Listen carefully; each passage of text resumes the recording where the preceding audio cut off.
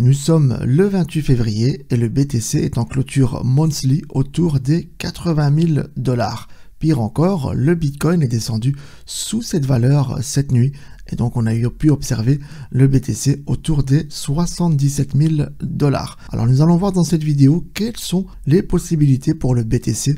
Est-ce que c'est la fin du bull run? Est-ce que c'est le début du bear market? Nous allons répondre à toutes ces questions aujourd'hui. Alors avant de rentrer dans le vif du sujet, je suis ici sur le site de la Security and Exchange Commission des États-Unis, donc la SEC, et ceux-ci ont tranché en faveur des meme coins. J'en avais parlé dans ma newsletter. J'avais fait une petite communication sur ce sujet-là. D'ailleurs, je t'invite à aller rejoindre ma newsletter. Comme ça, tu ne rates aucune info et tu restes à jour sur l'actualité crypto. Et je ne partage pas que de l'actualité, je partage également des bons plans, airdrop, etc. Donc, je t'invite à aller rejoindre cette newsletter. Elle est en lien.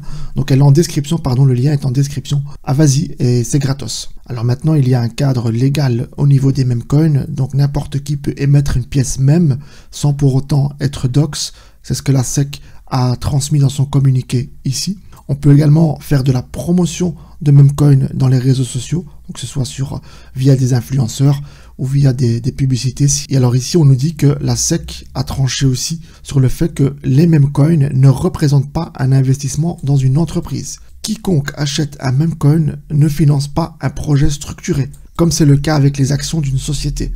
Les prix des meme coins est exclusivement guidé par la spéculation, sans équipe travaillant pour les garantir des profits futurs. Donc ça c'est clair. Alors donc vous l'avez compris, ce n'est plus une valeur mobilière. La décision de la SEC est une victoire pour le marché crypto, car elle élimine une barrière réglementaire importante. Cependant, c'est là que ça te concerne, l'absence de réglementation augmente le risque de fraude et de manipulation. Donc là il faudra encore être plus prudent sur la question des meme coins. Donc vu qu'il n'y a aucune restriction à ce niveau-là, il y a un cadre, donc la SEC a déterminé le cadre, mais malheureusement, il n'est pas en faveur des investisseurs. En tout cas, pas pour celles et ceux qui vont investir et qui vont perdre de l'argent. Avec les meme coins, on peut gagner beaucoup d'argent et très vite, mais aussi on peut en perdre. Voilà, ça c'était la petite parenthèse. Maintenant, on va aller attaquer le marché crypto. Alors, je suis ici devant le BTC, je suis en monthly.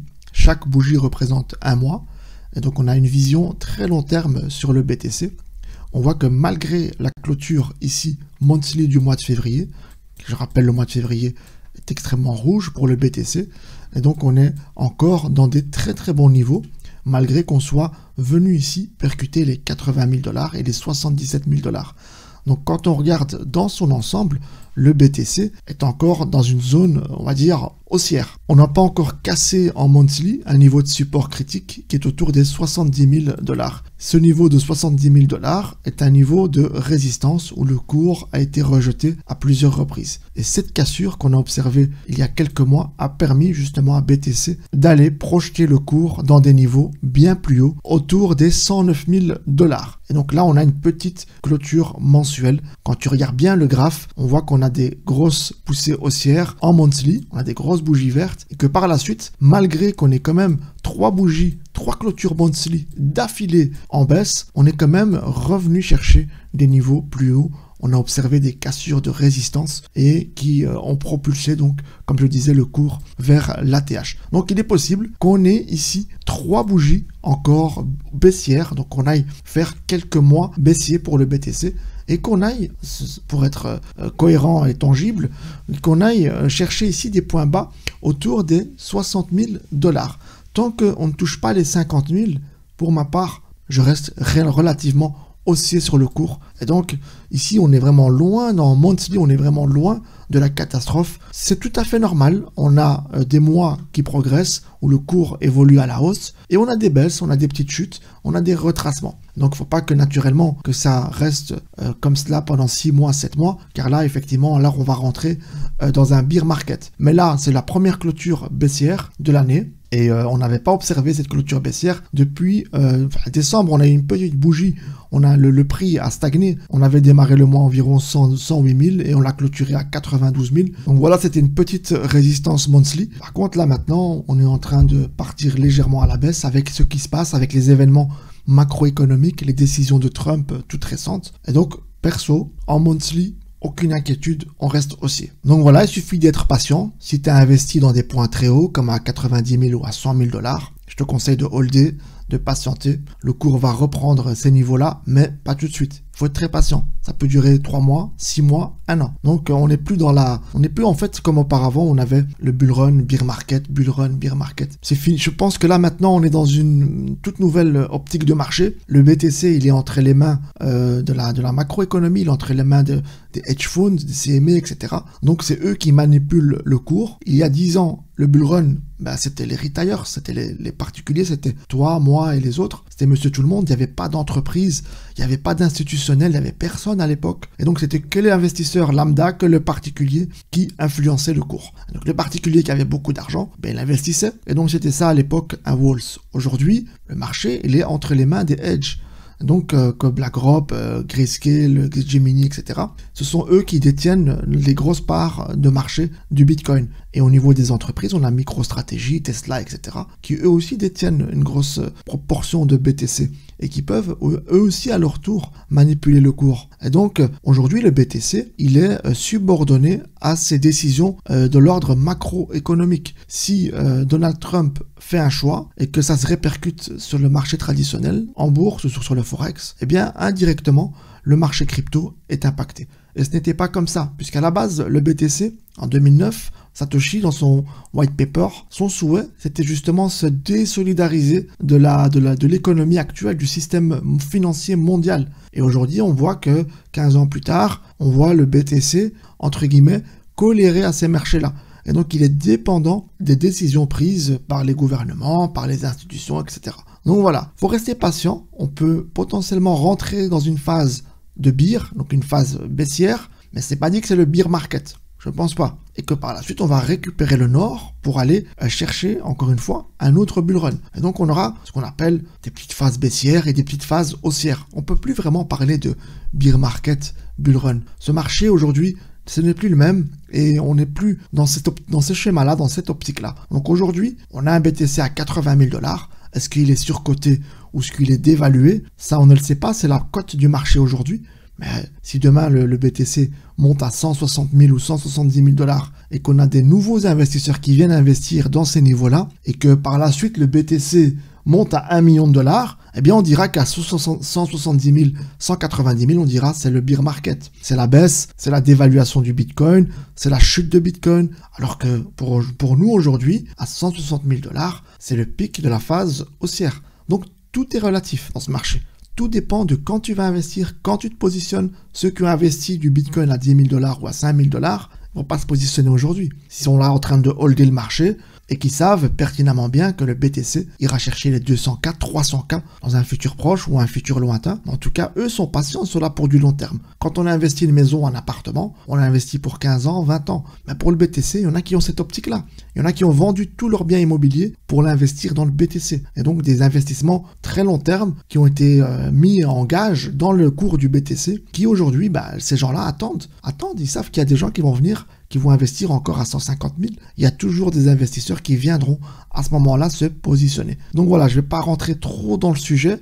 Je vais plutôt continuer l'analyse technique et on va passer en weekly. Alors ici aussi, en weekly, on a une grosse baisse. Tu vois ici, en juillet 2024, il y a quelques mois, on avait observé le même type de bougie, donc une grosse bougie rouge de plus ou moins la même taille, et ça n'a pas empêché le cours d'aller chercher quand même l'ATH malgré cette grosse baisse, cette grosse chute où le BTC était passé de quasi 74 000 $ jusqu'à 50 000 $. Et pire encore, on a ici une clôture weekly au vert, mais en fait on était parti chercher un point très très bas à 48 000 $, si je me souviens bien. Et là, on a carrément fait moins 33% pour le BTC. Or, aujourd'hui, si on prend notre calculatrice, eh bien, on est à 109 000 $ et on est venu chercher les 77 000. On est à moins 30%. Donc, la baisse par rapport à l'ATH n'est pas aussi conséquente que celle que nous avons connue il y a quelques mois en été. Donc, en weekly, je ne m'inquiète pas, c'est pour ma part une volatilité tout à fait normale. Je suis dans le Bitcoin depuis des années et j'ai déjà observé ça à plusieurs reprises. Pour l'instant, ça ne m'inquiète pas. Et donc, on est en train ici simplement de travailler des zones de fair value gap ici autour des 80 000 $, une grosse zone FVG ici en weekly. Et on est en train ici, si tu veux, de la travailler. Donc, on est en train de jouer dans ces zones-là. On peut très bien, je dis bien, très bien aller chercher ici un point bas en weekly autour des 71 000 dollars, qui est un point de résistance très très intéressant, puisque le cours est venu se faire jeter à plusieurs reprises. Tu vois, donc quand on était à 50 000, on est venu jusque 71 000, 72 000, on s'est fait rejeter, renouveau, rebolote, on s'est fait rejeter dans ce niveau-là, donc c'était vraiment une belle résistance. Là, on n'est pas venu la chercher, mais on était un peu plus bas. Et là, pareil, on a été rejeté à 2 semaines consécutives autour des 72 000 dollars. Donc c'était une résistance qu'on a cassée lors de l'élection de Donald Trump. Et là, on va revenir là-dessus. Donc elle va servir de support. Et je pense que là, c'est un très très bon point d'entrée pour le BTC. Si tu n'as pas encore investi et que tu penses avoir raté le bull run ou cette phase haussière de bull run, je pense que si le BTC tombe dans cette zone-là, à 71 000, c'est un très très bon point d'entrée, que ce soit sur le BTC ou sur le marché des alts, qui lui est coléré au marché du Bitcoin. Donc forcément, si le BTC va chercher les 71 000 dollars, il y a forte chance qu'il y ait des alts qui vont plonger, tels que Polkadot, Multiverse X, Solana, Ethereum, etc. Et d'ailleurs, en parlant de Ethereum, regardez ce qu'on a ici par rapport à son ATH. Nous étions à 4122 dollars il y a peu de temps, et aujourd'hui, nous sommes quasi à moins 50%, à 2000 dollars. Donc ce matin, l'Ethereum était à 2000 dollars. Et là, on est venu rebondir sur le support 2000, support symbolique. Il ne fallait pas le briser, parce que là, sinon, c'était une catastrophe pour l'Ethereum.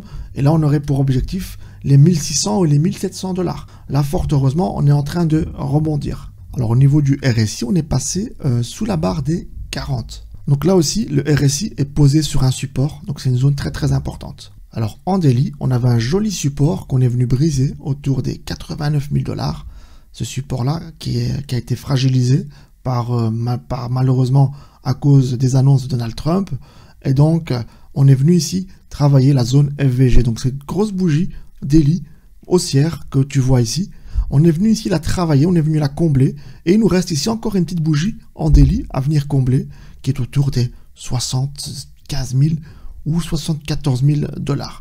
Donc ici, c'est à surveiller. On a encore ici une zone de support daily très très intéressante. C'est une zone qu'il ne faut pas briser pour ne pas aller chercher des objectifs plus bas. Donc je vais te la tracer ici. Alors sur cette semaine baissière que tu vois ici, on est venu liquider des milliards de dollars d'investisseurs. Et je pense que là, le marché va quand même repartir à la hausse. On va aller chercher ici des niveaux autour des 85 000, 87 000 dollars. Puis par la suite, on va encore une fois liquider tout le monde. On va créer une petite cassure ici de ce support, une fausse cassure. Les gens vont penser que ça y est, on va rentrer dans le bear market. Et c'est là qu'en fait, on va tromper tous les investisseurs et on va aller regagner des niveaux plus hauts. Combien de temps ça va prendre cette manipulation? Je ne sais pas. Mais en tout cas, le niveau que je peux te dire actuellement que j'ai ici sous les yeux, c'est le niveau 71 000 dollars qui est très très intéressant.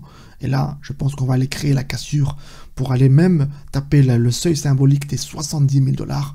Et par la suite, on va aller chercher ici des niveaux autour des, allez, on va dire 90 000 dollars dans un premier temps.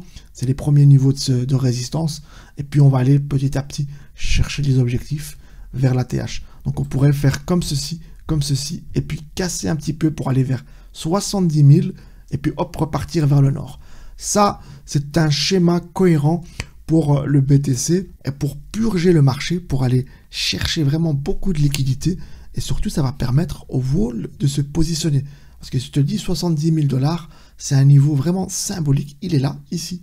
Et ça, c'est un niveau que les hedges surveillent. C'est un niveau pour eux très, très lucratif. Surtout s'ils utilisent des bons leviers. Ils vont aller, encore une fois, relancer le marché.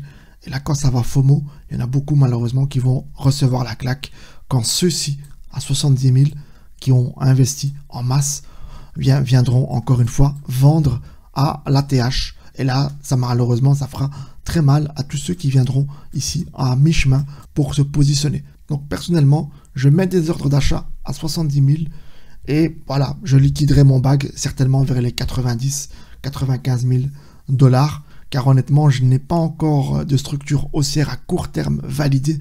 Donc je pense qu'on aura un joli rebond. Par la suite, une grosse correction. Et puis de nouveau, joli rebond vers les 95 000. Et puis après, nous allons alors à ce moment-là voir comment le marché évoluera, comment les news évolueront également. Et bien sûr, naturellement, tout dépendra aussi de la situation géopolitique, notamment ce qui se passe à l'Est et ce qui se passe aussi au Moyen-Orient. Donc voilà, ça c'était ma petite analyse sur le BTC. Laisse-moi en commentaire ton avis, ce que tu penses. Et voilà, si tu as des questions ou si tu as besoin d'un renseignement ou si tu veux que j'analyse une crypto en particulier, n'hésite pas à me le faire savoir. Tu exploites l'espace commentaire. À très bientôt.